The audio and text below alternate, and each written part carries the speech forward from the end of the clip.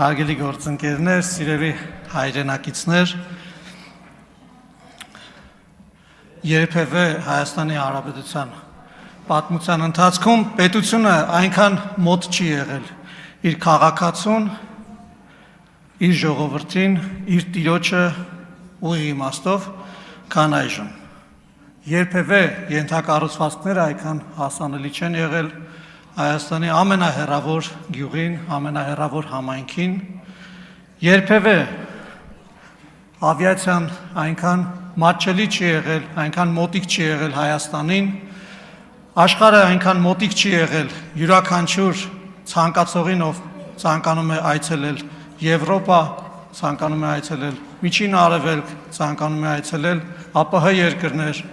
երբեք այդքան հասանելի չի եղել տրանսպորտային ենթակառուցվածքները։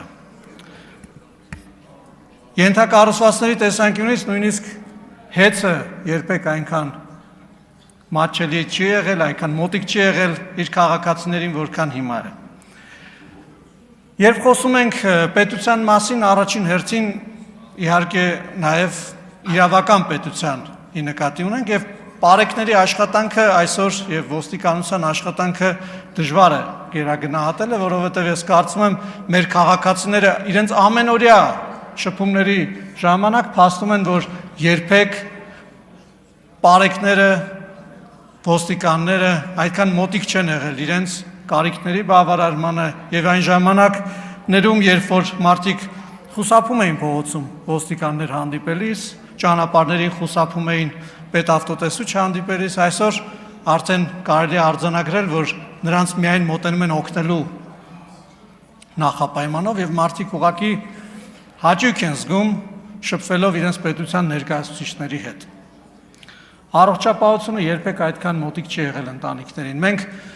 իհարկե անընդհատ մանավանդ տարիքով մեծերին փորձում ենք ուղղորդել առողջապահության համակարգեր եւ շատ հաճախ դա մեզ մոտ չի ստացվում, բոլորը թողում են, ոնց որ ժողովուրդն է ասում, վերջին միջև դանակը ոսկորին է հասնում, նոր են գնում դիմելու, բայց իրականությունը այն է, որ մարդիկ ուղղակի չէին ցանկանում իրենց ընտանիքներին նեղություն տալ, չէին ցանկանում իրենց երեխաներին նեղություն տալ, թոռներին նեղություն տալ, ընտանիքներին, կանանց, երեխաներին եւ չէին ուզում ուղղակի իրենց ընտանիքից հացը կտրել, իրենց առողջական, նույնիսկ քրիտիկականի հասնող խնդիրները լուծել։ Եվ այսօր մենք կարող ենք արձանագրել, որ նույնիսկ միջին տարիքի մարդիկ, աշխատողները, ում հասանելի է պարտադիր ապահովագրության համակարգը, գնում դիմում են իրենց անընդհատ հետաձգած առողջական խնդիրները լուծելու համար։ Ես երիտասարդ գործարարների եմ հանդիպում, ովքեր ասում են մենք գնում ենք ողնաշարի խնդիր ունենք, գնում ենք հիմա անենք մեր հետաձգած, չնայած որ մեծ հաշվով գուցե նույնիսկ դա իրենց համար շատ ֆինանսական բեռ չէր, բայց այնուամենայնիվ ուզում են իրենց ներդրումը կատարել իրենց երեխաների ապագայի մեջ, ուզում են կատարել իրենց ընտանիքների ապագայի մեջ, բայց այսօր պետությունը այդքան մոտիկ չի եղել իր քաղաքացիներին օգնելու նրանց չհետաձգել առողջական խնդիրները եւ այդ ներդրումները այնուամենայնիվ կատարել իրենց երեխաների ապագայի մեջ, կրթության մեջ, իրենց ընտանիքի բարեկեցության համար, բայց նաև օգտվել առողջապահական համակարգի ընձեռած այս հնարավորությունից։ Համայնքներում սուբվենցիոն ծրագրերը, ահռելի քանակներով, որոնք կատարվում են կառավարության աջակցությամբ, կառավարության կողմից, մեր հարկատուների վճարած հարկերի հաշվին, երբեք այդքան հասանելի չեն եղել։ Պետությունը երբեք այդքան մոտիկ չի եղել ռազմաարդյունաբերողներին։ Ռազմաարդյունաբերական համալիրին տրված հարյուրավոր միլիոն դոլարների պատվերները երբեք այսքան մեծ ծավալով չեն եղել, նույնիսկ դրան մոտ ծավալներով չեն եղել։ Այսօր ռազմաարդյունաբերողները զարգանում են, գործարաններ են կառուցում, պատրաստվում են արտահանումներ կատարել, հազարավոր աշխատակիցներ են ընդունում աշխատանքի։ Այս հարցերը ֆունդամենտալ, հիմնարար ազդեցություն ունեն Հայաստանի Հանրապետության կայացման համար։ Ոչ միայն ռազմաարդյունաբերական համալիրի, այլ ընդհանրապես տնտեսության կայացման համար։ Եվ սրանք դժվար է գերագնահատելը։ Երբեք Հայաստանի Հանրապետությունը, կառավարությունը այդքան մոտ չի եղել տնտեսավարողներին, որքան հիմա։ Տրվող լիզինգային ծրագրերը, նոր նախագծերին տրվող ներդրումային աջակցությունները, արտահանմանը ուղղված աջակցությունները, միջազգային ցուցահանդեսների մասնակցության աջակցությունները, Նույնիսկ պետեկամուտների կոմիտեի հարկահավաք գործընթացի ընթացքում այժմ վերվող ռեֆորմների արդյունքներում կատարվող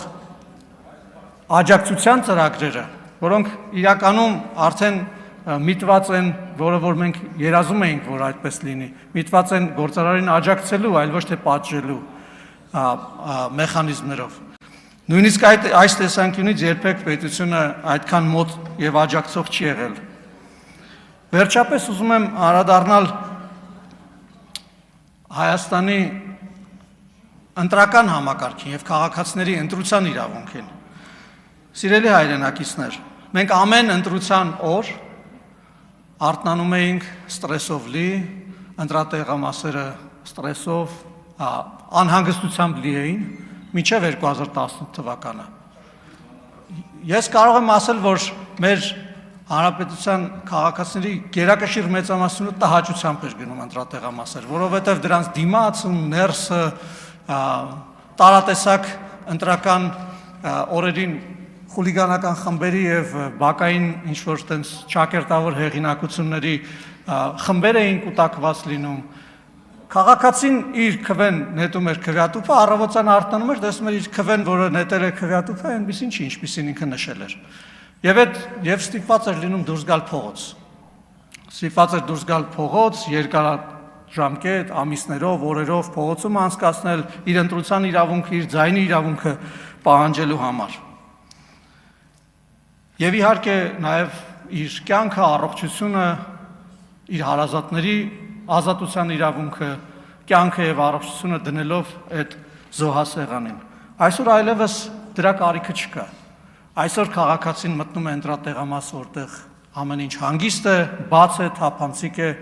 մտքում ունենալով միանշանակ մեկ պատկեր։ Այն քվեաթերթիկը, որը ինքը նետելու է քվեատուփի մեջ, որոշիչ է լինելու Հայաստանի Հանրապետության ապագայի, իր ապագայի եւ քաղաքական համակարգի ձևավորման համար։ Ես կարծում եմ, մենք պետք է տոնենք այս բոլոր նվաճումները, որոնք այսօր կան, մտքում ունենալով նաեւ աշխատանք տանել, անտրտունջ աշխատանք տանել այն բոլոր խնդիրները լուծելու համար, որոնք իհարկե մեր աչքի առաջ ունենք։ Շնորհակալություն եմ հայտնում եւ բարի երթ եմ մաղթում կառավարությանը իր կարևոր աշխատանքի մեջ։ Շնորհակալ եմ։